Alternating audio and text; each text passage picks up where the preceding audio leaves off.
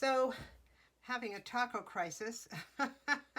My final can of pinto beans was sacrificed to a really nice couple of nice taco dinners, and I just haven't had a chance to go and get any more. So I thought I would just go ahead and make some since I have plenty of dried beans, and it's good to rotate your dried and preserved food out from time to time. So these are actually not pinto beans, they're cranberry beans. I didn't have any pinto beans as it turned out, but that's okay. I think these are going to be delicious, and it's certainly the same principle.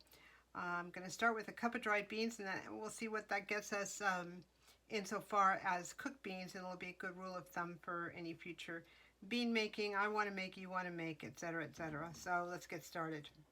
So here's a cup of cranberry beans as a substitute for pinto beans. There's a 1 cup. I'm going to go ahead and fill this up with water, a lot of water. I'll pour the water out when this is done, and then we'll start with fresh water for the crock pot when we're cooking them. I have about 4 cups of water for the 1 cup of beans. I don't know how much are going to be absorbed by the beans, but we'll see. I'm going to let these sit out for 7 or 8 hours, and then I'll put them in the crock pot overnight or whatever, maybe in the morning. We'll see. So here it is. We're just getting started, and we'll see what happens. Well, I left these out all night, and boy, they grew. I'm going to pour out the water right now and see what 1 cup of dried beans turned into. Well, it doubled to 2 cups. Look at that. So I'm going to throw it in the crock pot now and cover it with water and turn it on to high and see what happens next.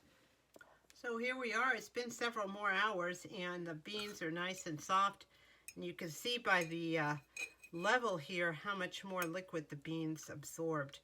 These cranberry beans are really, really tasty. So what I'm going to do is let this cool and then put this in the refrigerator and put some in the freezer.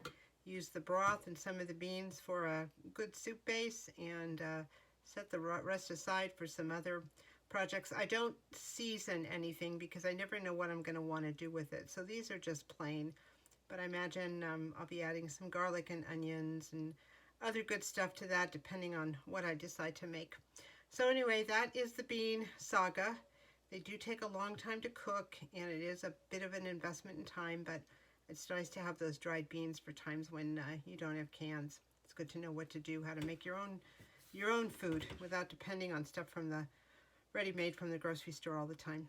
So anyway, hope you're having a nice fall day and that all is going well, and thank you so much for watching.